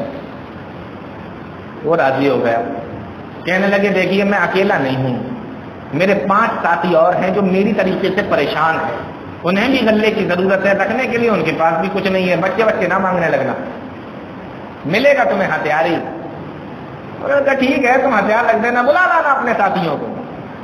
بات پکی ہو گئی، دن طے ہو گیا، فلاں وقت میں ہم لوگ ہتھیار لے کر آئیں گے، آپ غلہ ہمیں دے دیجیے گا، معاملہ طے ہو گیا۔ رات کا وقت ہوا، یہ صحابہ کرام اپنے اپنے ہتھیاروں کو لے کر پہنچے جو بھی ان کے پاس میں تھا، اور آواز لگائی اے اشرف کے بیٹے کعب نیچے آؤ، کعب بن اشرف کی نئی نئی شادی ہوئی تھی، اپنی بیوی کے ساتھ اپنے کمرے میں تھے. بیوی نے جب یہ آواز سنی تو کہا کہ نیچے مت جاؤ، مجھے اس آواز میں خون ٹپکتا ہوا نظر آ رہا ہے. کعب بن اشرف کہنے لگا نہیں نہیں کوئی بات نہیں ہے، یہ ابو نائلہ کی آواز ہے، اور ابو نائلہ نے اور میں نے ایک ہی عورت کا دودھ پیا ہے، میرا رضائی بھائی ہے ابو نائلہ. ابو نائلہ کی آواز ہے، میں پہچانتا ہوں، اور وہ غلہ لینے آئے ہیں اور وہ ہتھیار رکھیں گے میرے پاس. میں کوئی ایسی بات نہیں ہے، میں ابھی آتا ہوں. نیچے اتر آیا، صحابہ کے پاس میں ہتھیار، یہ نیچے آ گیا. کہا کہ دیکھو ایسا ہے کہ موسم تو بڑا اچھا ہے، رات بھی بڑی سہانی ہے، لاؤ تھوڑا سا ٹہل لیتے ہیں، تھوڑا گھوم لیتے ہیں، چہل قدمی کرتے ہیں، بات بھی کرتے جاتے ہیں جو بھی بات ہوگی. کعب بن اشرف بولا ہاں ٹھیک ہے کیا دقت. اب صحابہ کرام چلے. راستے میں ایک صحابی نے کہا، ابو نائلہ نے کعب بن اشرف سے، کعب تمہارے سر سے خوشبو بڑی پیاری آ رہی ہے، میں سونگھ لوں؟ اب یہ تو پھول کے کپا سا بن گیا کہ ارے خوشبو آ رہی، تعریف ہوتی ہے نا آدمی کو، اچھا لگتا ہے نا آدمی کو جب تعریف ہوتی ہے. کہا ہاں بالکل سونگھ لو کیوں نہیں. اس نے لے کے یوں سر کر دیا، ایسے کر کے جو سر کیا تو دیکھو ایک ہی بار میں کام نہیں کیا، ایک بار سونگا پھر چھوڑ دیا کہ ہاں ٹھیک ہے اچھی خوشبو ہے. اور آگے گئے، پھر کہا کہ ایک بار اور سونگ لو. اب دوسرے والے بولے میں سونگوں ایک بار، بڑی تعریف کر رہا ہوں، بڑی اچھی خوشبو آ رہی ہے. کہا ہاں کیوں نہیں، عرب کی سب سے مہنگی خوشبو لگا کے میں لگایا ہوا ہوں، کیوں نہیں سونگو. کعب بن اشرف نے پھر یوں سر آگے کر دیا. اب دوسرے صحابی نے سونگا، بولے ہاں خوشبو تو بڑی پیاری. اور باتیں کرتے کرتے اور آگے لے گئے. تیسری مرتبہ پھر ایک اور صحابی نے کہا کہ میں سونگ لوں. اس نے پھر یوں سر آگے کر دیا کہ ہاں کیوں نہیں. اب کی بات جو سر آگے ہوا پھر پیچھے کام تمام کر دیا اس کا. اس بار جو سر آگے آیا پھر پیچھے نہیں گیا سر، پھر وہ سر تن سے جدا. اور اس طریقے سے اس نبی کے گستاخ اور توہین کرنے والے سے صحابہ کرام نے اس کو موت تک پہنچایا. اور اللہ کے نبی جناب محمد رسول اللہ صلی اللہ علیہ وسلم کے پاس میں آئے اور آپ کا پورا معاملہ سنایا. اللہ کے نبی صلی اللہ علیہ وسلم بڑے خوش ہوئے. لوگ اس باتیں پر بھی اعتراض کرتے ہیں کہ نبی رحمت تھے، ایک آدمی کو کس طریقے سے آپ نے مروا دیا، کس طریقے سے ختم کروا دیا. میں ان لوگوں کے لیے بس اتنا کہنا چاہتا ہوں، یہ وہ آدمی تھا جو جنگ کی آگ بھڑکا رہا تھا. اگر جنگ کی آگ بھڑک جاتی تو پھر سینکڑوں لوگ مارے جاتے، اس طرف سے بھی اور اس طرف سے بھی. تو سینکڑوں لوگوں کو بچانے کے لیے اللہ کی نبی جناب محمد رسول اللہ صلی اللہ علیہ وسلم نے ایک آدمی کو مروا دیا، ایک آدمی کو ختم کروا دیا. یہ حکمت کی بات ہے، یہ عقل مندی اور دانائی کی بات ہے. اس واقعے پر کوئی اعتراض نہیں کرنا چاہیے. تو میں بتا یہ رہا تھا آپ لوگوں کو کہ جن لوگوں نے توہین کی، اللہ رب العالمین نے عذاب بھیج کر کسی دوسرے آدمی کے ذریعے سے یا کسی اور طریقے سے اللہ رب العالمین ان سے انتقام لیتا ہے، ان سے بدلہ لیتا ہے. اور اگر کسی بھی طریقے سے دنیا میں وہ چھوٹ بھی گئے، بچ بھی گئے، تو پھر قیامت کے دن وہ چھوٹنے والے نہیں ہیں، بچنے والے نہیں ہیں. وقت ابھی باقی ہے. میں ایک بڑا حیرت انگیز واقعہ آپ لوگوں کو سنانا چاہ رہا ہوں کہ آپ دیکھیے کہ توہین کرنے والے، نبی کی توہین کرنے والوں کا انجام کیا ہوتا ہے. غور سے سنیے گا. 557 ہجری ہے، 557 ہجری ہے. ملک شام ہے اور وہاں کا بادشاہ نور الدین زنگی، بے انتہا اللہ والا بادشاہ نور الدین زنگی. رات میں سویا ہوا ہے، خواب میں دیکھتا ہے کہ جناب محمد رسول اللہ صلی اللہ علیہ وسلم اس کے خواب میں آئے اور خواب میں آ کر کہتے ہیں کہ اے نور الدین، مجھے ان دو لوگوں کے شر سے بچاؤ. دو آدمیوں کی طرف اشارہ کر کے نبی نے نور الدین زنگی سے کہا، ملک شام کے بادشاہ سے، نہایت اللہ والا بادشاہ، اے نور الدین مجھے ان دونوں کے شر سے بچاؤ. نور الدین کی آنکھ کھل گئی، گھبرا گیا. یا اللہ یہ کیسا خواب تھا؟ نبی خواب میں آئے اور پھر آ کر یہ کہیں کہ مجھے ان دونوں کے شر سے بچاؤ، ان دونوں کے فتنے سے بچاؤ. جلدی سے وضو کیا، 2 رکعت نماز پڑھی، طبیعت کو تھوڑا سکون ہوا، گھبراہٹ تھوڑی سی کم ہوئی، پھر سے سو گیا. ابھی دوبارہ سویا ہی تھا، پھر سے وہی خواب اس کو دکھائی دیا. پھر سے آنکھ کھل گئی، وضو بنایا، 2 رکعت نماز پڑھی، اللہ سے دعا مانگی، پروردگار کیا معاملہ ہے، ایک ہی رات میں دو بار ایک ہی خواب دیکھیں، اور وہ بھی ایک جناب محمد رسول اللہ صلی اللہ علیہ وسلم کہہ رہے ہوتے ہمیں شر ان دونوں کے شر سے بچاؤ. وہ پھر سے سو گیا. تیسری مرتبہ پھر سے اس کو وہی خواب نظر آیا. اب کی بار جب اس کی آنکھ کھلی تو دوبارہ اس کو نیند نہیں آئی. رات بھر پھر وہ بیٹھ کر عبادت کرتا رہا، سوچتا رہا پروردگار کیا معاملہ ہے، کیا اس خواب کی تعبیر ہوگی، کیا اس خواب کا بنے گا. تو برابر بیٹھا بیٹھا سوچ رہا ہے. فجر کی اذان ہوتی ہے، نماز پڑھنے کے لیے جاتا ہے، اپنے وزیر کو بلاتا ہے. وزیر بھی بڑا نیک آدمی جمال الدین اصفہانی.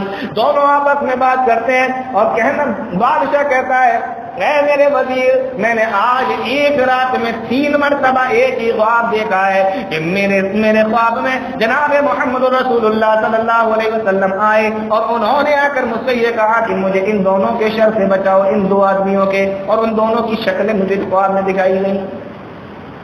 وزیر نے جواب دیا جب آپ نے یہ خواب دیکھا ہے تو آپ یہاں دمشق میں بیٹھ کے کیا کر رہے ہیں، ملک شام میں کیا کر رہے ہیں؟ جائیے مدینہ جائیے. اور مدینہ گئے. یہ بادشاہ وہاں سے سیدھا مدینہ جاتا ہے. خواب کی دیکھیں تعبیر کیا ہوتی ہے. یہ بادشاہ وہاں سے مدینہ جاتا ہے. مؤرخین نے لکھا ہے 25 دن کا راستہ تھا دمشق سے مدینہ کا، لیکن اس بادشاہ نے 16 دن میں اس راستے کو طے کر لیا. اتنی تیزی کے ساتھ میں گئے.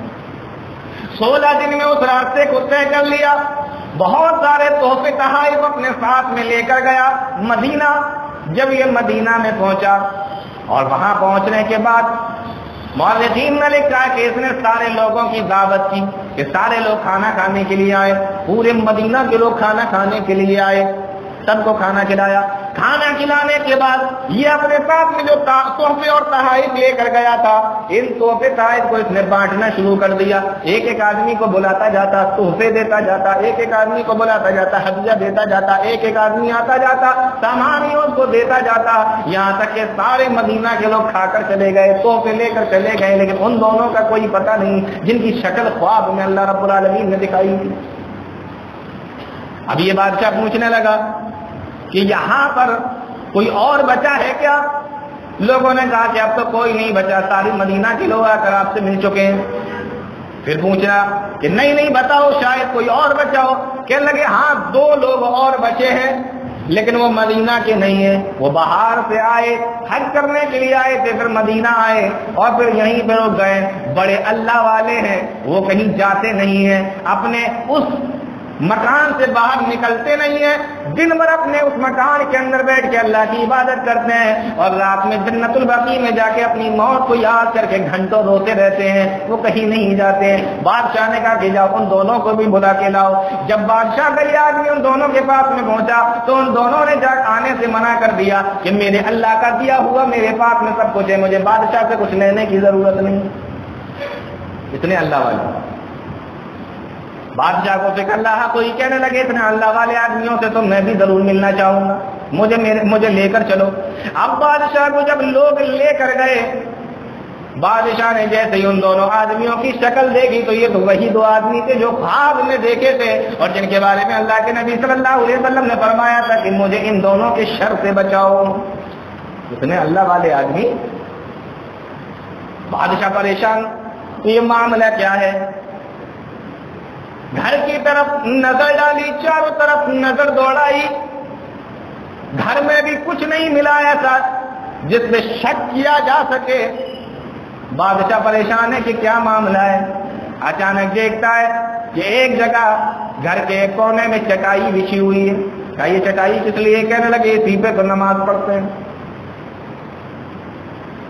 بادشاہ نے کہا ذرا اس چٹائی کو ہٹاؤ. جب اس چٹائی کو ہٹایا گیا تو دیکھا اس چٹائی کے نیچے سے سورن کھدی ہوئی ہے. اس چٹائی کے نیچے سے سورن کھدی ہوئی ہے جو سورن سیدھی جناب محمد رسول اللہ صلی اللہ علیہ وسلم کے روضہ مبارک کی طرف جا رہی تھی. بادشاہ غصے میں بھر گیا اور پوچھنے لگا یہ کیا معاملہ ہے، تم کون ہو، کیا کر رہے ہو؟ تو ان دونوں نے بتایا کہ ہم دونوں عیسائی ہیں، نصرانی ہیں، ہمیں ہمارے بادشاہ نے بھیجا ہے اور ہماری ذمہ داری یہ لگائی گئی ہے کہ ہم جناب محمد رسول اللہ صلی اللہ علیہ وسلم کے جسم مبارک کو یہاں سے چرا کر اپنے ملک میں لے جائیں۔ اس لیے ہم دن بھر، لوگوں کو تو یہ لگتا ہے کہ عبادت کرتے ہیں، لیکن ہم دن بھر اسی گفا کو، اسی سرنگ کو کھودتے رہتے ہیں، اور لوگوں کو یہ لگتا ہے کہ رات میں جا کے ہم جنت البقیع میں رویا کرتے ہیں اپنی موت کو یاد کر کے۔ نہیں، جو مٹی دن بھر میں ہم نکالتے ہیں اسی مٹی کو پھینکنے کے لیے ہم جنت البقیع میں رات کو جایا کرتے ہیں۔ بادشاہ نے اعلان کیا، جلادوں کو بلایا، دونوں کی گردن مار دی گئی، دونوں کو ختم کر دیا گیا، دونوں کو مار دیا گیا، اور بادشاہ نے کہا یہ سرنگ کو بھر دیا جائے، اور جناب محمد رسول اللہ صلی اللہ علیہ وسلم کے روضہ مبارک کے چاروں طرف شیشہ پلائی دیوار بنا دی گئی تاکہ کوئی گستاخ پھر آگے سے کبھی کوئی ایسی حرکت نہ کر سکے۔ اللہ رب العالمین اس طریقے سے سزائیں دیتا ہے نبی کریم صلی اللہ علیہ وسلم کی توہین کرنے والوں کو، اور اللہ رب العالمین کسی نہ کسی طریقے سے بدلہ لے ہی لیتا ہے، کسی نہ کسی طریقے سے اللہ رب العالمین ان کو موت کے گھاٹ یا سزا کے طور پر اللہ رب العالمین ان کو پکڑ لیتا ہے۔ آئیے اب ذرا قرآن کریم کی طرف دیکھیں، آپ دیکھ لیجیے ہر دور کے اندر اللہ رب العالمین نے نبی کریم صلی اللہ علیہ وسلم کی رسالت کی پاس و لحاظ کے لیے اللہ رب العالمین نے ایسے لوگوں کو پیدا کیا۔ آپ دیکھیں وہ کارٹونسٹ جس نے جناب محمد رسول اللہ صلی اللہ علیہ وسلم کا کارٹون بنایا تھا ڈنمارک کے اندر، ساری دنیا کے مسلمان اکٹھا ہوئے، ساری دنیا کے مسلمان، اور سب نے احتجاج کیا۔ بعد میں خبریں آئیں کہ وہ اپنے گھر کے اندر جل کر مر گیا، اپنے گھر کے اندر ہی جل کے مر گیا۔ وہ آدمی کیسے مرا یہ اللہ ہی جانتا ہے، لیکن اللہ رب العالمین نے دکھا دیا اس کو، ساری دنیا کو دکھا دیا کہ ہم نبی کی توہین کرنے والوں کو جب بھی چاہیں اور جیسے بھی چاہیں پکڑ سکتے ہیں۔ اور جب ساری دنیا کے لوگوں نے مسلمانوں نے احتجاج کیا تھا اور سڑکوں پر آئے تھے اور اس کے خلاف سارے مسلمان پوری دنیا کے ایک ہو گئے تھے، جناب محمد رسول اللہ صلی اللہ علیہ وسلم کے بارے میں جس نے کارٹون بنایا تھا، تو اس موقع پر بھی اور آج بھی میں ایک بات کہتا ہوں، آج دنیا کہہ رہی ہے کہ مسلمان اکٹھا ہو جائیں، مسلمان ایک ہو جائیں، مسلمان متحد ہو جائیں، مسلمان متفق ہو جائیں، لیکن اگر اس واقعے کے اوپر روشنی ڈالو تو آپ کو معلوم ہوگا کہ مسلمان اگر متفق ہو سکتے ہیں تو محمد الرسول اللہ صلی اللہ علیہ وسلم کے اوپر متفق ہو سکتے ہیں، محمد الرسول اللہ کی ذات پر متفق ہو سکتے ہیں۔ کسی بریلوی نے یہ نہیں دیکھا کہ میں بریلوی ہوں، کسی نے یہ نہیں دیکھا کہ میں دیوبندی ہوں، کسی نے یہ نہیں دیکھا کہ میں اہل حدیث ہوں، شیعہ سنی، یہ کوئی سارے جھگڑے ختم، ایک ہی آواز کی کہ اس کو سزا دی جائے جس نے جناب محمد رسول اللہ صلی اللہ علیہ وسلم کے خلاف کارٹون بنایا۔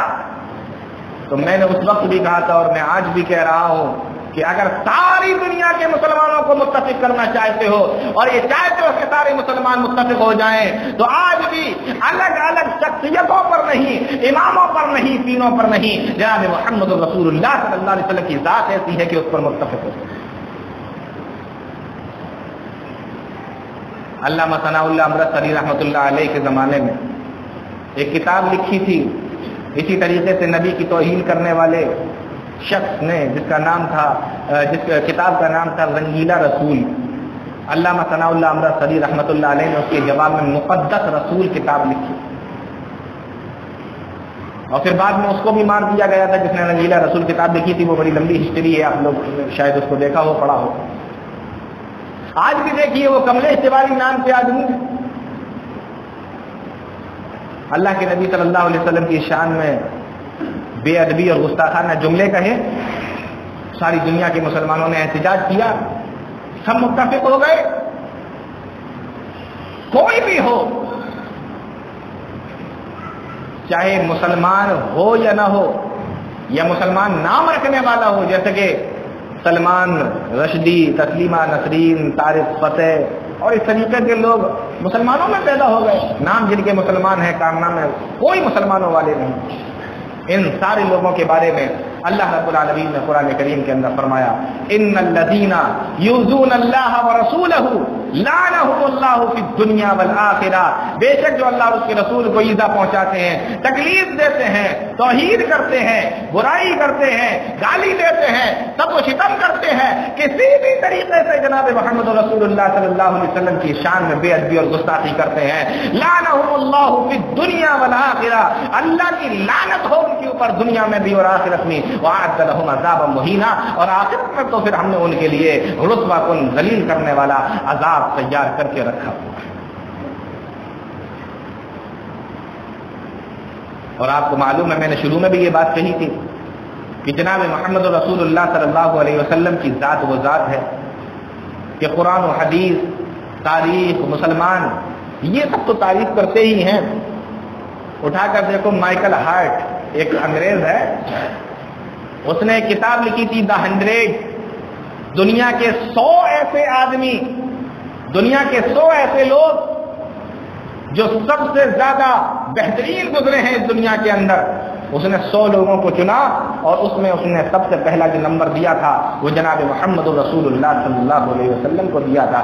الفضل ما شہدت به الاعداء، فضیلت تو وہ ہے کہ دشمن بھی تعریف کرنے سے اپنے آپ کو روک نہ پائیں۔ یہ ہمارے نبی جناب محمد رسول اللہ صلی اللہ علیہ وسلم کا مقام ہے۔ مہاتما گاندھی نے ایک موقع پہ کہا تھا کہ اسلام تلوار سے نہیں پھیلا، اسلام تو جناب محمد رسول اللہ صلی اللہ علیہ وسلم کے اخلاق سے پھیلا۔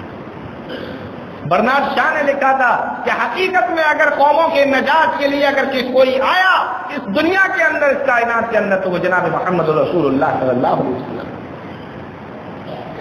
میں آپ کو کہاں تک بتاؤں، اللہ رب العالمین انتظام کر دیتا ہے ایسے لوگوں کا، اللہ رب العالمین جیسے بھی چاہے ان کو پکڑ لیتا ہے، کبھی دنیا میں دکھا دیتا ہے، کبھی آخرت کے لیے چھوڑ دیتا ہے، کبھی دنیا اور آخرت دونوں میں نیست و نابود کر دیتا ہے۔ اللہ تعالی ہم تمام لوگوں کو نیک عمل کی توفیق عطا فرمائے، قرآن و حدیث کو سمجھنے کی، اس پر چلنے کی توفیق عطا فرمائے، آمین تقبل یا رب العالمین۔ وآخر دعوانا الحمد للہ رب العالمین، والسلام علیکم ورحمۃ اللہ وبرکاتہ۔